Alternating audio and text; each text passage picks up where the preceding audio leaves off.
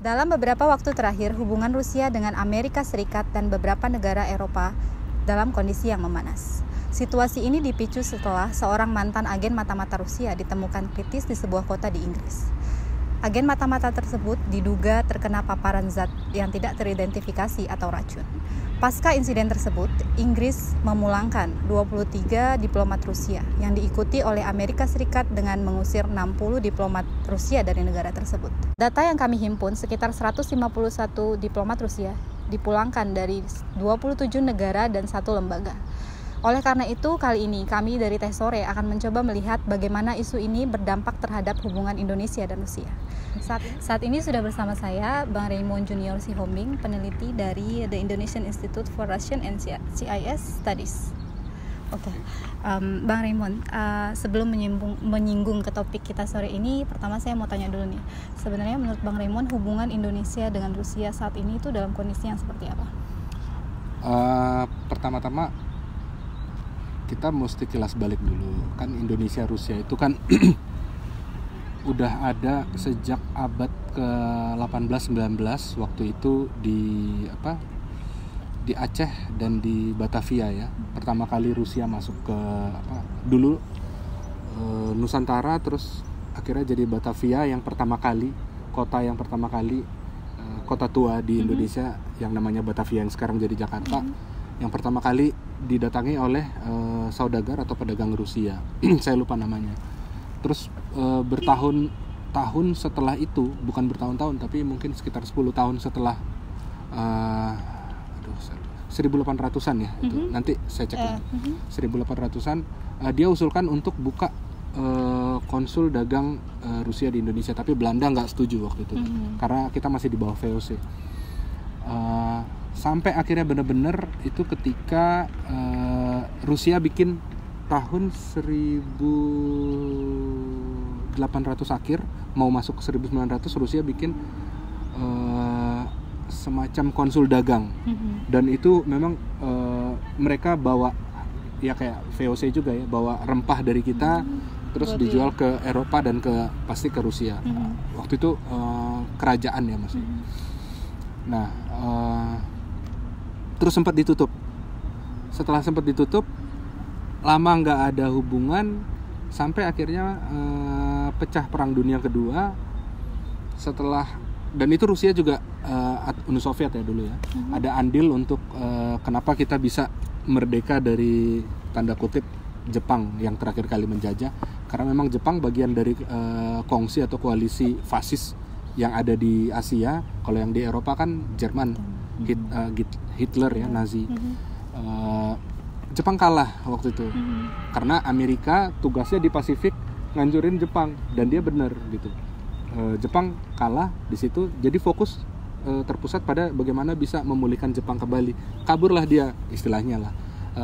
Dia angkat kaki dari Indonesia dan kita jadi memutuskan merdeka. Meskipun itu bukan berarti atau nggak bisa juga diartiin kita tuh dapat kemerdekaan cuman karena Jepang kabur, enggak juga. Tapi memang bener nekat, karena buktinya setelah itu kan ada agresi militer pertama kedua. Belanda masih nggak rela kan ngasih kita kan, ngasih Indonesia buat kita gitu. Nah, saya mau garis bawahin tahun 1950 pas pertama kali Indonesia minta supaya kita bebas dari kolonialisme Belanda di PBB. Waktu itu kita udah jadi anggota PBB meskipun Belanda, Australia, Belgia, Amerika, saya lupa Amerika di mana posisinya, Inggris itu tidak sepakat gitu bahwa kita itu udah berdiri jadi negara. Rusia negara pertama dan satu-satunya yang bilang enggak, gue ngakuin kok Indonesia tuh negara merdeka berdaulat. Itu tahun 1950. Dan waktu itu mereka voting Rusia, kalau nggak salah dan Cina ya, tapi yang pasti Rusia itu gila-gilaan ngevote supaya Indonesia itu dikasih daerah sisa-sisa yang belum dibalikin oleh Belanda. Contohnya misalnya kayak Jogja kan emang dari dulu Sultan itu punya strategi sendiri. Biar dia tidak dijajah, dia kasih emasnya. Kalau Indonesia kan nggak gitu, siasatnya beda dengan perang kan, angkat senjata. Tapi termasuk itu Jogja, terus ada beberapa daerah di Indonesia saya nggak detailnya nggak tahu. Secara general kita hubungan Rusia dan Indonesia bisa dikatakan, dan itu akhirnya diakui resmi. Nggak tahu siapa yang menetapkan, tapi jadi diakui resmi karena 3 Februari tahun 50 itu pertama kali Indonesia yang justru terlambat. Jadi pertama kali Wyszynski itu Menteri Luar Negeri Uni Soviet ngirim surat, gimana nih kita mau ada hubungan timbal balik nggak, maksudnya diplomatik ya. Indonesia nggak jawab-jawab. Begitu terakhir 3 Februari tahun 50 ada surat yang disampaikan oleh Menteri Luar Negeri Indonesia, saya lupa ya, entah Hatta waktu itu Menteri Luar Negerinya atau Subandrio, saya lupa, harus dicek, bahwa ya kita siap untuk resiprokal. Jadi Rusia sudah ada di Indonesia, kita perlu ada juga di Uni Soviet. 3 Februari itulah ditandai jadi awalnya hubungan Indonesia dan Rusia. Kenapa dan Rusia? Karena Uni Soviet bubar kan tahun 91 Desember 12 Desember 91 bubar. Nah, Desember atau Januari ya saya lupa, tapi Desember itu tahun 91 dia buat semacam kayak perjanjian dengan negara-negara republik-republik federal yang lain, bahwa mereka mau bubar dari Soviet, dari Uninya itu. Nah, 91 Rusia jadi pewaris satu-satunya Uni Soviet. Jadi secara hukum, kalau kita bicara hukum, bubar, terus siapa yang gantiin Uni Soviet? Rusia. Nah, jadi makanya dibilangnya ini hubungan Indonesia dan Rusia. Nah, dari dulu tuh Rusia selalu nganggap Indonesia tuh bukan musuh. Itu yang beruntungnya buat kita. Jadi ini yang sebenarnya sih jadi inti buat menjawab pertanyaan kita ya. Berapa kali kita mengalami fase dingin ya, tapi bukan konflik loh. Fase dingin tuh artinya apa sih? Kayak saya sama kamu ya, kita udah deket nih, udah CLBK celebek gitu kan. Tapi satu waktu saya mengalami fase dingin, saya ngerasa ternyata si Indah nih kayaknya punya gebetan lain deh gitu. Tapi saya nggak pernah ngomong ke kamu gitu. Tapi kita tetap jalan. Itu namanya fase dingin. Indonesia dengan Rusia gitu. Itu fase dingin itu di disertasi saya tulis antara tahun 65 sejak meletusnya G30 SPKI sampai tahun 89. Kalau nggak salah 85 atau 89 itu terus, dan 98 itu timbal balik kedatangan Soeharto dan Putin ke Indonesia dan ke Rusia. Waktu itu udah Rusia waktu Putin. Itu fase dingin. Dingin tuh artinya ya tetap ada MOU yang ditandatangan, tetap ada perjanjian, tapi ya biasa aja, nggak ada tindak lanjutnya gitu. Jadi kayak dia setengah-setengah deh, pengen sama gua gitu. Terus kamu juga bilang kayaknya nih cowok nih setengah-setengah deh mau sama gua gitu, fase dingin.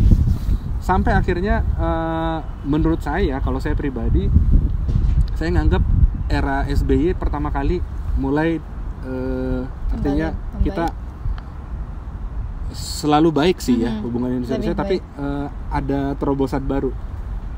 Itu ditandai oleh apa? Waktu APEC di Bali, SBY itu nyanyi selamat ulang tahun ke Putin, dan itu menurut saya punya efek yang gede banget. Bayangkanlah setelah itu, terus kan ada meeting ya kan antara menteri-menteri, banyak MOU yang ditandatangani yang benar-benar efektif berjalan sampai sekarang gitu.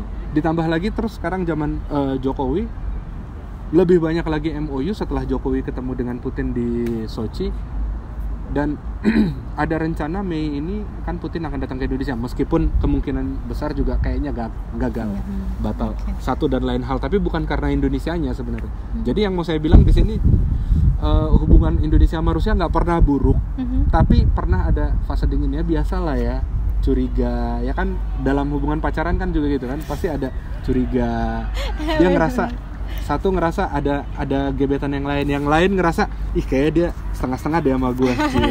Pasti begitu. Dan Indonesia sama Rusia tuh kan seperti personal ya, person. Kalau dalam hukum internasional tuh negara itu dianggap sebagai person gitu, bahasa Belandanya. Artinya sebagai pelaku. Menurut saya kedepannya akan lebih baik. Hanya memang sekarang fase dingin itu belum hilang. Mulai lebih baik iya. Benar. Tapi hilang belum. Karena masih tetap ada curiga di sisi sini dan di sisi kita. Terus menurut Bang Raymond kan saat ini tuh lagi memanas nih hubungan Rusia sama dengan Eropa. Amerika Serikat terus sama beberapa negara Eropa. Menurut Abang sendiri ini berpengaruh nggak sama hubungan Indonesia dengan Rusia? Pasti ada pengaruh. Saya nggak sebut nama menterinya ya, tapi ada beberapa menteri yang membatalkan rencana kunjungannya ke Rusia dengan alasan itu, menggunakan alasan itu. Dan menteri ini menteri posisi-posisi strategis, saya tidak bisa katakan nama, tapi teman-teman bisa lihat. Itu berpengaruh karena apa? Tarik menarik pengaruh Amerika dan pengaruh non Amerika ya. Soalnya Rusia itu bukan satu kekuatan aja. Ada Cina juga, ada Iran, ada Arab. Itu beda-beda kepentingannya. Tapi kita gini aja lah, Amerika dan non Amerika. Pengaruh non Amerika itu tarik menarik terus sama pengaruh Amerika di Indonesia. Nah, sayangnya di Indonesia itu masih terlalu banyak yang punya mindset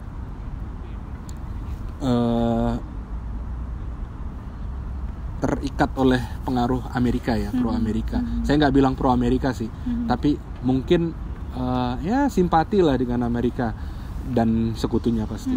Jadi kasus sekarang ini kan intinya kan cuman gini nih. Dulu di dunia internasional polisi global itu Amerika dan sekutu. Sekarang Rusia mau masuk dengan bilang, ayo dong sama-sama nih kita jaga nih dunia ini. Amerika nggak mau, enggak. Karena apa? Ya orang udah nyaman di situ. Terus tiba-tiba ada orang baru pengen masuk di posisi kerja kalian atau di tempat kuliah kalian, pasti kalian merasa, siapa sih ini? Seperti itulah sekarang perasaan Amerika dan sekutunya. Ketika Rusia masuk dan benar-benar ngaruh gitu di Syria.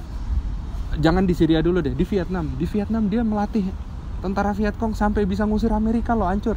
Meskipun mungkin teman-teman belum lahir ya waktu itu ya. Di film Tour of Duty dulu, itu film terkenal banget zaman saya kecil.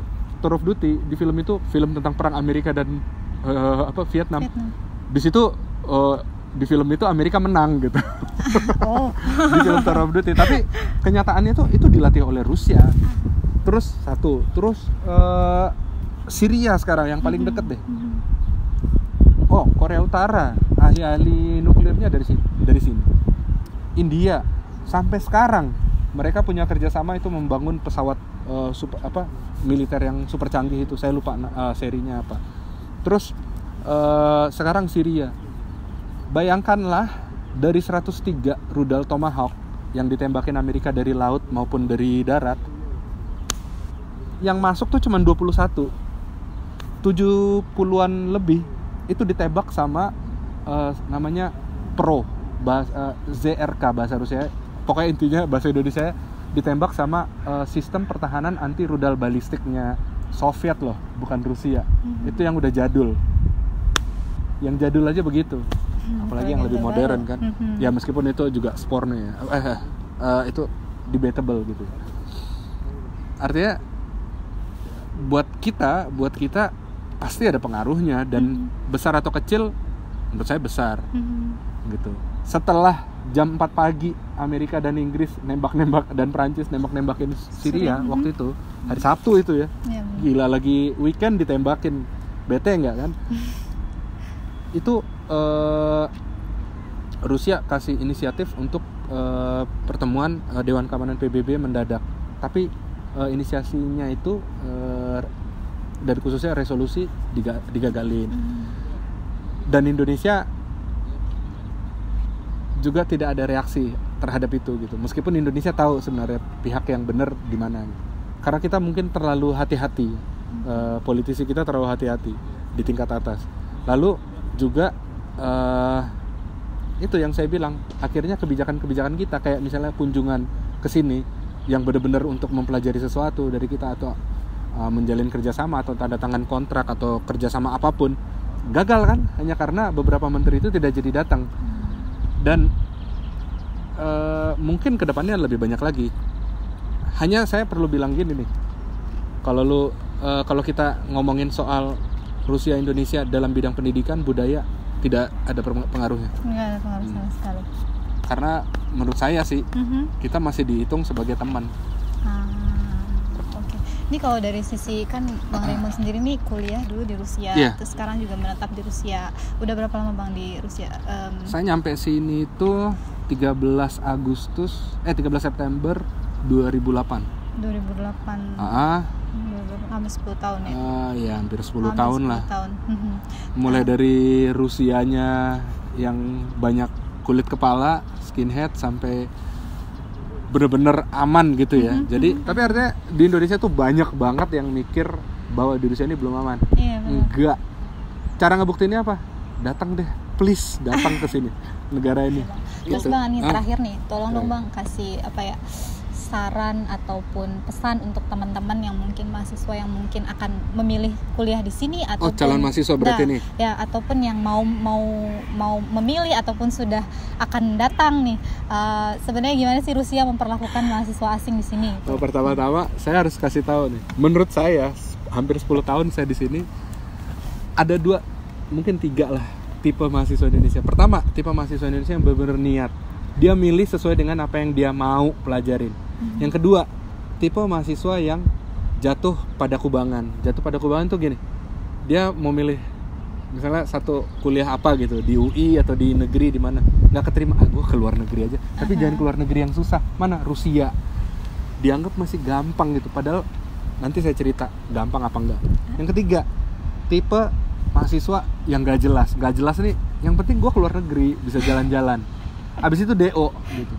Nah, please kalau mau datang ke Rusia lo kuliah, kalau mau kuliah ya kuliah, kalau mau libur ya kumpulin duit dulu baru lo jalan-jalan, nggak usah kuliah. Itu gue setuju gitu. Jadi tipsnya ya itu, lo fokus lah gitu. Benar-benar niat. Ya mudah-mudahan sih teman-teman yang sekarang kuliah sih niat ya. Kalaupun misalnya jatuh pada kubangan, ya lo keep up the good spirit. Artinya ya harus ubah mindset. Oke, gue tadinya mau masuk kedokteran, terus gue jatuh jadi ilmu sosial karena lebih rendah passing grade-nya. Ya udah, jadi fokusin aja ilmu sosial dan benar-benar harus ya dapat picorka lah gitu. Maksudnya kuliah yang the best lah. Oke, terima kasih teman-teman. Sekian diskusi singkat kami hari ini di Teh Sore. Nantikan episode Teh Sore selanjutnya. Terima kasih. Salam Permira.